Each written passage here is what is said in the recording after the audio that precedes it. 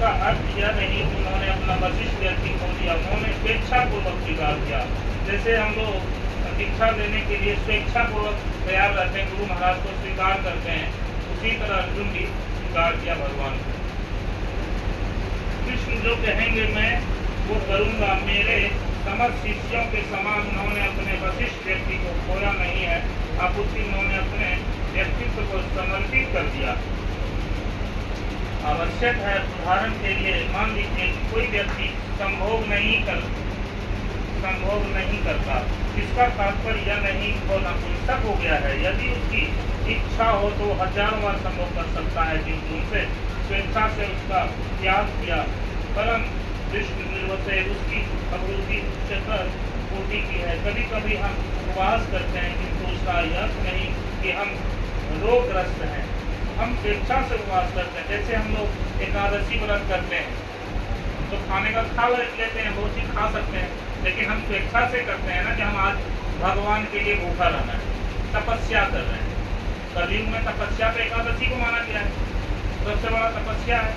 कोई भी हर एक कथा में आता है, कोई श्रापित है, कोई कुछ है, और एकादशी व्रत करे तो उसका श्राप खत्म हो जाता है, इसी को बताया गया ना।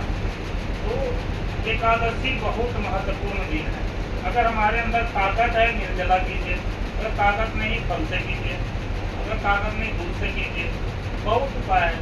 अगर नहीं है, अगर आप बूढ़े हो चुके हैं, शरीर काम नहीं कर रहा है, दवाई वाई खाने, तो आप क्या कीजिए, सिंधा नमक वाला लेके अपना साबुदाना, आलू, मूंगफली ये सब भून के अपना बना के इसका ऐसी बढ़िया बन जाता है, बढ़िया। उससे भी कर सकते हैं। उससे क्या होगा कि आप कीर्तन अच्छा कर लेंगे, नगर कीर्तन निकाल देंगे, बहुत सारी चीज़ें हैं जो भगवान का प्रचार कर सकते हैं, तो आपको उतना ही फल मिलेगा। तो हम लोग को करना चाहिए। हम लोग को क्या है कि प्रचार साथ इतना करेंगे, गुरु प्रसन्न होते हैं और भगवान प्रसन्न होते हैं। भगवान किसमें प्रसन्न होते हैं बताइए? भगवान की सेवा में, जब हम भगवान का जो भागवत गीता है उसकी सेवा में, हाँ, लेकिन ये भागवतम का जो हम लोग प्रचार करते हैं हरि नाम, जितना ज़्यादा होगा उतना ही भगवान प्रसन्न होगा। जितना पिता के घर में जितने बच्चे बिगड़े हुए बच्चे सुधर जाएंगे या वापस आ जाएंगे घर में, तो पिता तो खुश होता है ना, मेरे सारे बच्चे सुधर गए, आ गया, इनमें दृष्टि होती, खुश होते हैं। उसी हिसाब से हम लोग को प्रचार करना चाहिए ज़्यादा से ज़्यादा। जिस दिन एकादशी हो, नगर कीर्तन हो, सेवा लो। माता जी क्यों नहीं किया आपने कीर्तन? अपना समझ के फिर हम निकालेंगे कीर्तन, करताल से निकालेंगे। माताएं तैयार हो जाओ प्रचार के लिए। प्रचार ही सार है। गुरु महाराज कहते हैं कि हमें कुछ नहीं चाहिए, हमें बप्पू सेवा नहीं चाहिए, कोई सेवा नहीं चाहिए, तुम प्रचार करो, भगवान के लिए प्रचार करो। जब गुरु महाराज हमारे थे तो प्रभुपाद जी को एक बुक लिख के देते थे, जब तक वो कोई बुक नहीं लिखते थे तो गुरु महाराज का दर्शन नहीं करते थे। नहीं अभी दर्शन नहीं करूँगा, ये बुक देख के जाते थे। ये सरदार जी की 24 घंटा में 2 घंटा 2.5 घंटा सोते थे, वो कहीं से भी आ जाए और सीधा मंगला आरती में चले जाते थे गुरु महाराज। हम लोग का दर्शन कैसे होगा? हम देखते थे वृंदावन में गुरु महाराज हैं। लास्ट दर्शन हुआ था 1 महीना पहले, जब गुरु महाराज वृंदावन गए थे तो हम कहीं बोला था कि गुरु महाराज का जो है ना वो लेना चाहिए धूली, तो वृंदावन में देखे गुरु महाराज, मैंने कहा धूली ले लेता हूँ।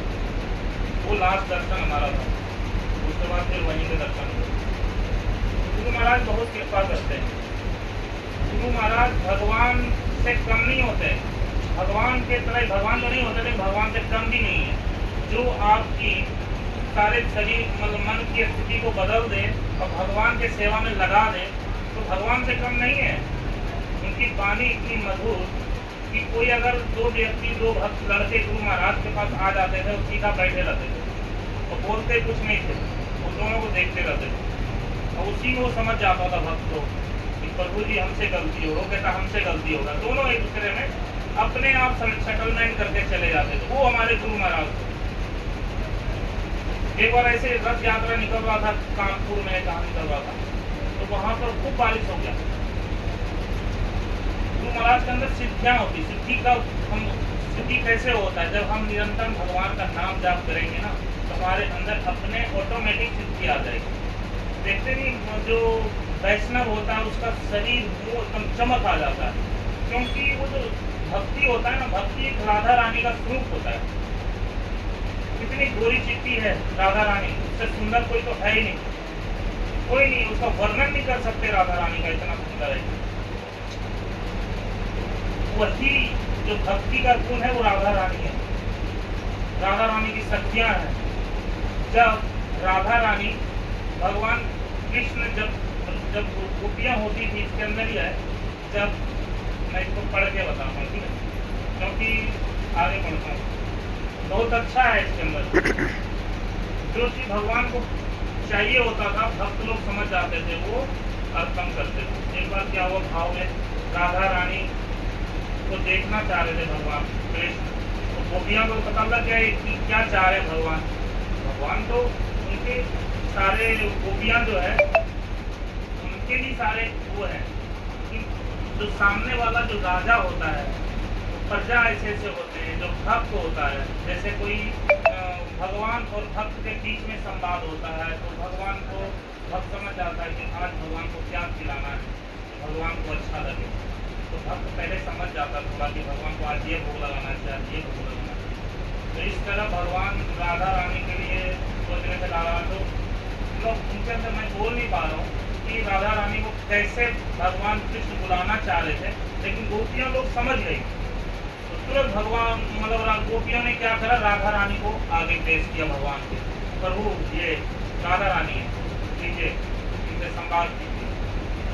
तो ऐसे भक्त को होना चाहिए कि भगवान क्या चाह रहे हैं, क्योंकि हम लोग का मन जो है ना, हमारे अंदर ही भगवान है, वो सब चीज जानते हैं।